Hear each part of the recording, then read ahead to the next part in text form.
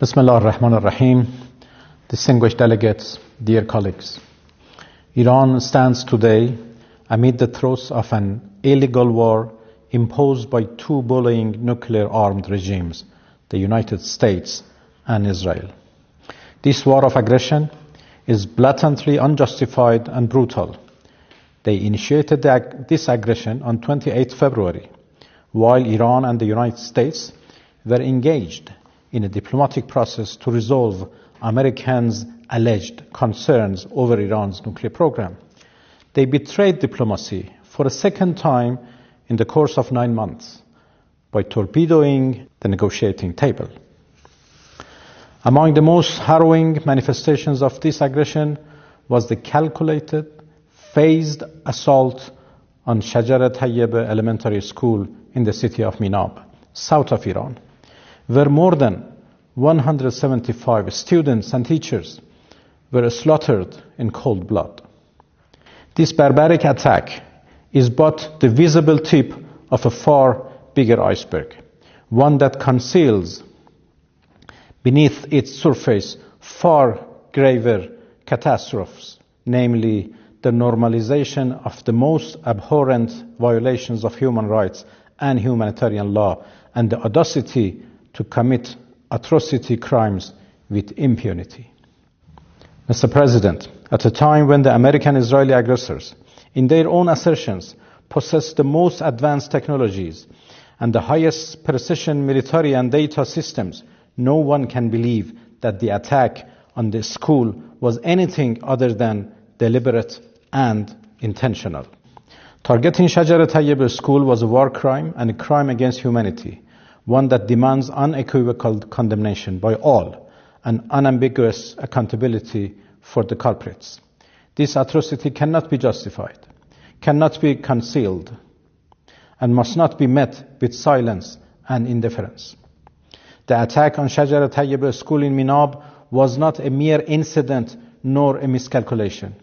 The United States' contradictory remarks aimed at justifying their crime could not, in any manner, elude their responsibility.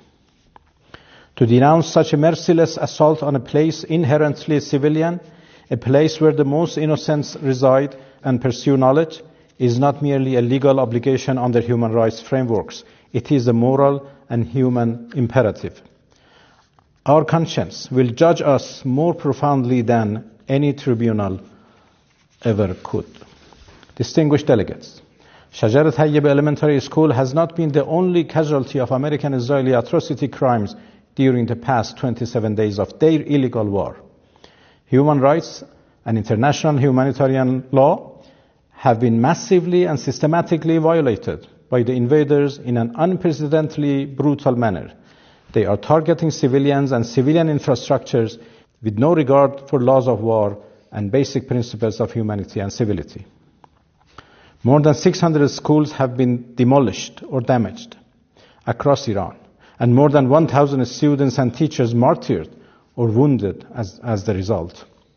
The aggressors, who are arrogantly shouting, "No mercy, no quarters," and threatening to strike Iran's vital infrastructure, have been attacking hospitals, ambulances, health workers, Red Crescent rescuers, refineries, water sources, and residential areas. War crime and crime against humanity are not sufficiently describing the gravity of the atrocities they are committing.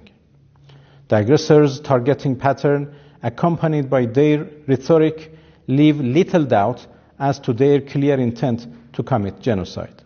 Distinguished colleagues, this unjust war of whims by the United States and Israel against the noble nation of Iran is the direct result of silence in the face of earlier manifestations of lawlessness and atrocity in occupied Palestine, Lebanon, and elsewhere. Indifference and silence in the face of injustices would bring no security and peace. It would invite more insecurity and right violations. The United Nations and the core values it embodies, as well as the overall human rights framework, are at serious stake.